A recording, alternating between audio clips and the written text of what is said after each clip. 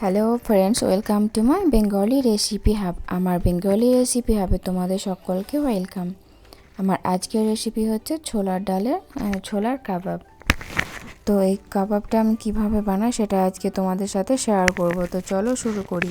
তো এর জন্য কী কী উপকরণ লাগছে প্রথমে আগে সেইগুলো দেখিয়ে দিই।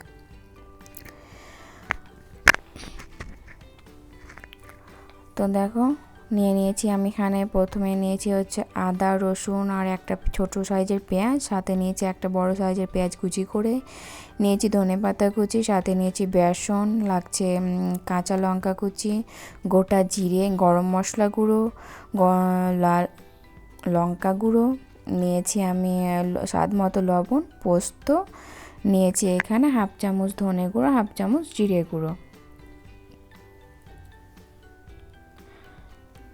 আর লাগছে ছোলা। তো এই ছোলাটা আমি ওভারনাইট সোক করে রেখেছিলাম। সাথে নিয়েছি একটা টমেটো আর নিয়েছি একটা ছোট সাইজের আলু।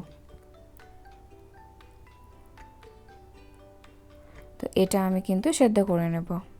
তো এর জন্য প্রথমে আমি নিয়েছি প্রেসার কুকারে প্রথমে আমি দিয়ে দিচ্ছি ছোলা,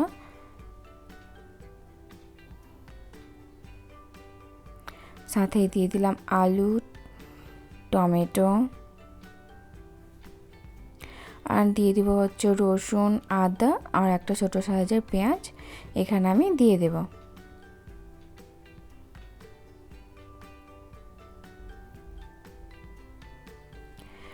সাথেই দিয়ে দেব হচ্ছে লঙ্কা গুঁড়ো, ঝালটা যে যার অনুযায়ী দেবে, কারণ আমি কাঁচা লঙ্কা কুচি দেবো, তার জন্য এখানে আমি কিন্তু লঙ্কার গুঁড়োটা খুব অল্প পরিমাণে দিলাম। সাথে দিলাম লবণ স্বাদ মতো,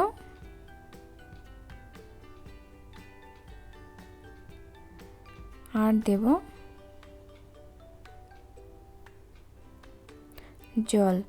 জলটা কিন্তু এখানে পরিমাণ অনুযায়ী দেবে। জল কিন্তু খুব বেশি এখানে দেওয়া যাবে না, তাই জলটা আন্দাজ মতো কিন্তু দিতে হবে, যাতে খুব বেশি না হয়। আর দিয়ে দিলাম 3টা এলাচ।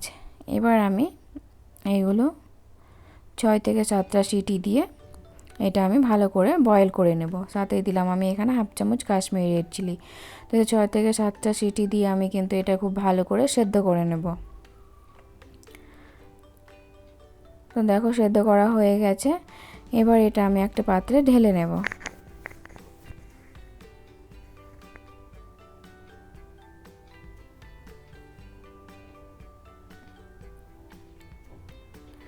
তো দেখো, এটা কিন্তু খুব ভালো করে সেদ্ধ হয়ে গেছে।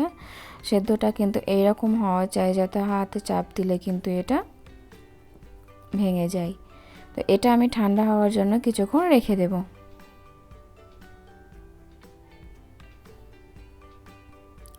তো দেখো, ঠান্ডা হয়ে গেছে। আমি এবার এখানে এইগুলো ভালো মিক্সি জারে নিয়ে ভালো করে একটা পেস্ট করে নেব।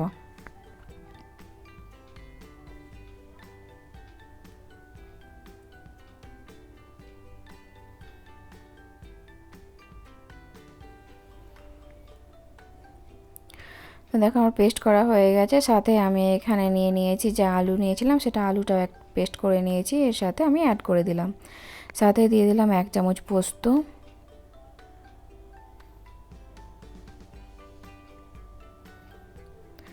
দিয়ে দিলাম লবণ স্বাদ অনুযায়ী, যেহেতু আমি লবণ আগে দিয়েছিলাম তাই এখানে সেই পরিমাণ অনুযায়ী আমি এখানে আবার একটু লবণ অ্যাড করে দিলাম। দিয়ে দিলাম 1 চামচ জিরে গুঁড়ো,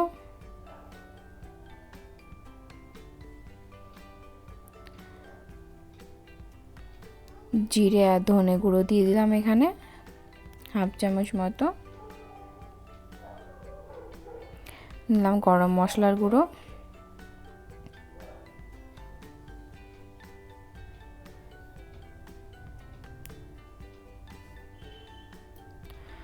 দিলাম লঙ্কার গুঁড়ো।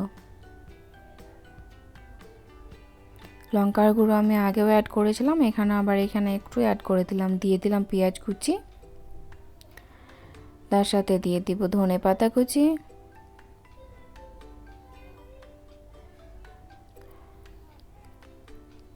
দিলাম কাঁচা লঙ্কা কুচি।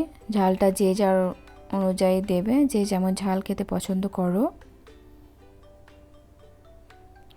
এবার আমি এখানে বেসন অ্যাড করলাম। বেসনটা কিন্তু বাইন্ডিংয়ের জন্য দিচ্ছি, তাই বেসনটা কিন্তু বুঝেই দেবে যে কতটা পরিমাণ লাগবে। খুব বেশি দেওয়া কিন্তু যাবে না, বেশি দিলে কিন্তু কাবাবটা খুব খেতে একটা ভালো হবে না, তাই বেসনটার পরিমাণ অনুযায়ী দেবে।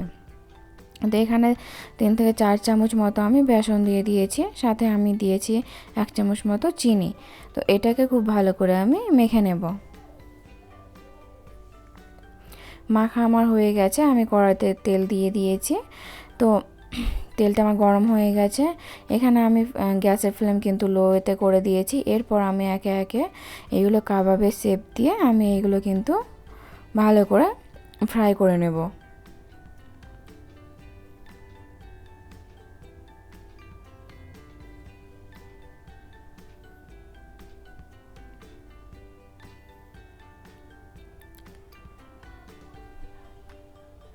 তো আমি এই পিঠ ওপিঠ করে খুব ভালো করে কাবাবগুলো ভেজে নিয়েছি।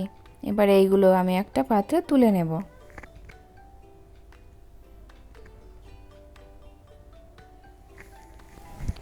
একটা পাত্রে আমি এগুলো তুলে নিচ্ছি। তো একে একে সব কাবাব কিন্তু আমি এইভাবে ভেজে নেব।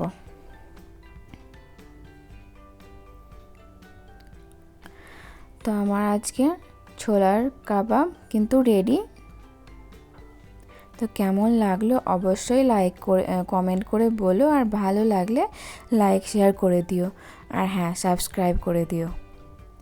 আজকের মতো এই পর্যন্তই, দেখা হবে আবার পরের ভিডিওতে। Please subscribe my channel.